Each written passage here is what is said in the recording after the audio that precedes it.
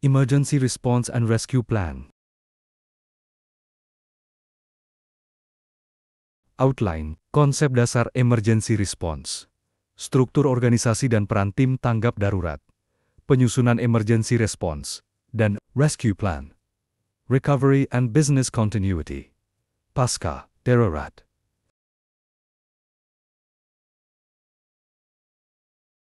Tujuan, memberikan pemahaman tentang konsep dasar emergency response dan rescue plan (IRRP) dalam kerangka Safety Management System (SMS). Melatih peserta agar mampu menyusun, mengimplementasikan, dan mengevaluasi ERRP, meningkatkan kesiapsiagaan individu dan organisasi dalam menghadapi keadaan darurat untuk meminimalkan kerugian manusia, aset, dan lingkungan.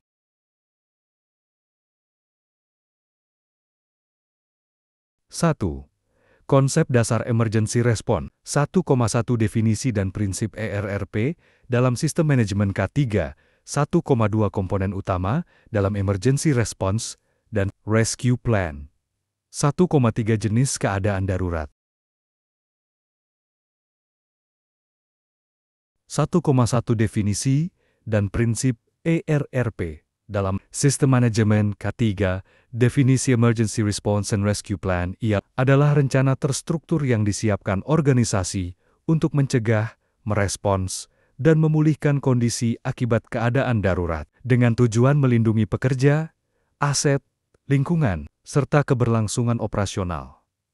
Prinsip utama, kesiapsiagaan preparedness, organisasi harus siap menghadapi berbagai skenario darurat, respons cepat, dan tepat, meminimalkan dampak melalui tindakan terkoordinasi, penyelamatan prioritas, keselamatan jiwa manusia menjadi prioritas utama, pemulihan dan evaluasi, ada mekanisme untuk kembali ke kondisi normal, serta melakukan perbaikan berkelanjutan.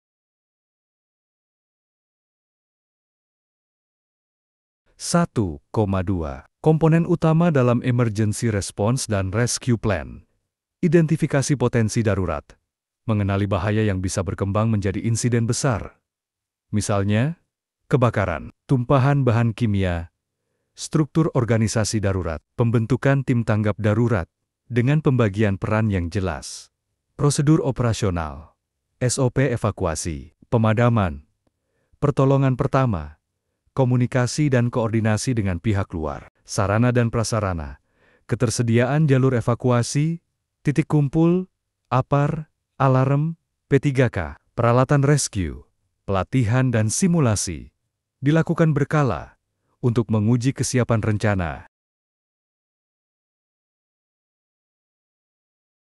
1,3 jenis keadaan darurat, kebakaran, akibat korsleting listrik, bahan mudah terbakar, atau reaksi kimia, bahan kimia berbahaya, tumpahan, kebocoran gas, atau paparan bahan toksik, ledakan, dari tabung bertekanan, reaksi kimia atau bahan peledak, kecelakaan kerja, jatuh, dari ketinggian, tertimpa benda, sengatan listrik, dan lain-lain. Bencana alam, gempa bumi, banjir, petir, angin kencang yang berdampak pada fasilitas kerja. 2. Struktur organisasi dan peran tim tanggap darurat. 2.1 Incident Commander and Chain of Command. 2,2 Pembentukan Emergency Response Team ART. 2,3 Tugas dan tanggung jawab tiap fungsi. 2,4 Integrasi dengan pihak eksternal. 2.1 Incident Commander and Chain of Command. Incident Commander IC adalah pemimpin utama saat terjadi keadaan darurat. IC bertanggung jawab mengendalikan situasi, membuat keputusan cepat, serta mengordinasikan semua sumber daya. Chain of Command memastikan alur komando jelas, sehingga tidak ada kebingungan siapa yang harus mengambil keputusan. Prinsipnya, satu komando, komunikasi terarah, dan disiplin operasional. 2,2 Pembentukan Emergency Response Team ERT. ERT adalah tim khusus yang dibentuk dari pekerja yang terlatih untuk menghadapi keadaan darurat. Tim ini dipilih berdasarkan kemampuan, pengetahuan, dan kesiapan fisik. Harus ada keseimbangan antara anggota yang fokus pada pemadaman, pertolongan pertama, evakuasi, hingga komunikasi. ERT dilatih secara rutin agar mampu bertindak cepat, tepat, dan selamat.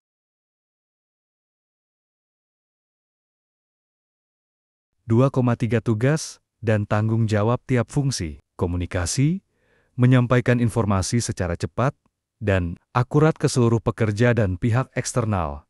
Evakuasi, memimpin pekerja menuju titik kumpul, memastikan tidak ada yang tertinggal. Medis, P3K, memberikan pertolongan pertama, menghubungi layanan medis eksternal jika diperlukan. Pemadam, mengoperasikan APAR, hydrant, dan alat pemadam lain sebelum bantuan eksternal tiba. Keamanan, mengendalikan akses area darurat, melindungi aset, dan membantu menjaga ketertiban.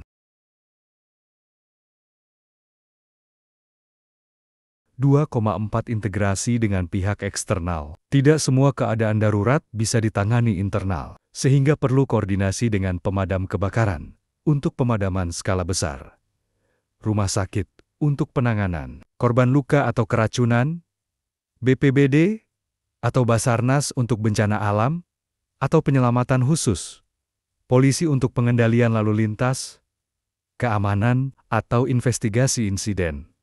Integrasi ini biasanya difasilitasi lewat MOU, jalur komunikasi khusus, dan simulasi gabungan.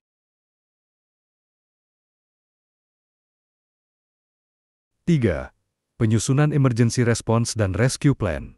3,1 Identifikasi potensi bahaya dan skenario darurat. 3,2 Penyusunan prosedur evakuasi, komunikasi, dan penyelamatan. 3,3 Penentuan jalur evakuasi, titik kumpul, dan peralatan darurat.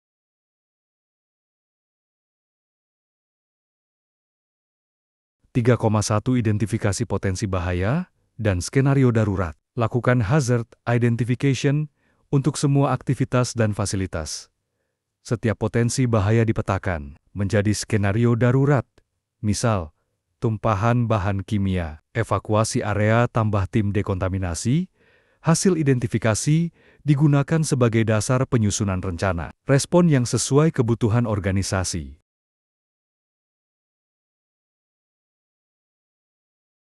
3,2 Penyusunan prosedur evakuasi, komunikasi, dan penyelamatan. Evakuasi.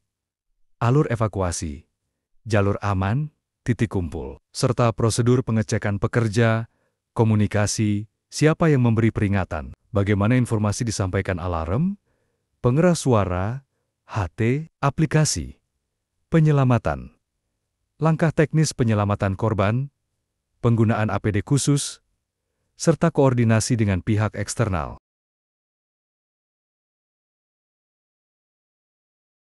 3,3 Penentuan jalur evakuasi, titik kumpul, dan peralatan darurat. Jalur evakuasi harus jelas, bebas hambatan, dengan rambu penerangan darurat. Titik kumpul ditempatkan di lokasi aman dan dapat menampung seluruh pekerja. Peralatan darurat, APAR, hydrant, alarm kebakaran, kotak P3K, tandu, SCBA, alat komunikasi harus tersedia dan terpelihara.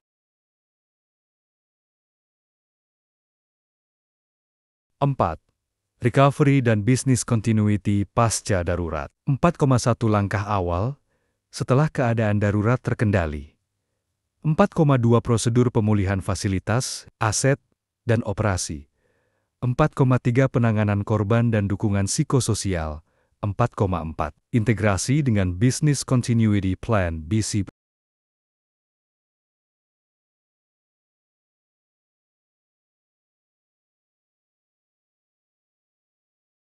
4,1 Langkah awal setelah keadaan darurat terkendali. Melakukan head count untuk memastikan semua pekerja selamat. Mengisolasi area terdampak agar tidak menimbulkan bahaya. Lanjutan, menjamin keselamatan tim penyelamat sebelum memulai proses pemulihan.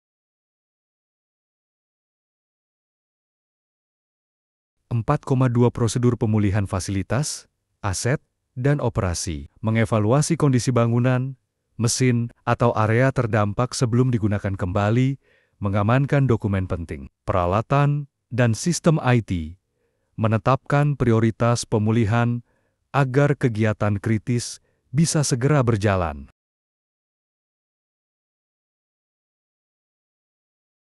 4,3 Penanganan korban dan dukungan psikososial, memberikan pertolongan lanjutan dan perawatan medis bagi korban, menyediakan layanan konseling atau trauma healing bagi pekerja yang terdampak secara psikologis, menyusun program return to work bagi korban setelah masa pemulihan.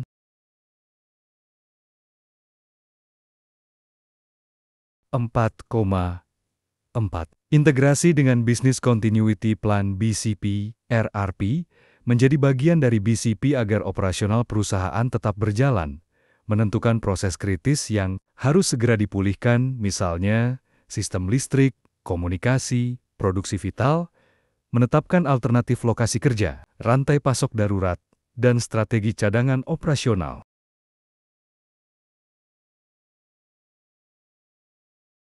Terima kasih.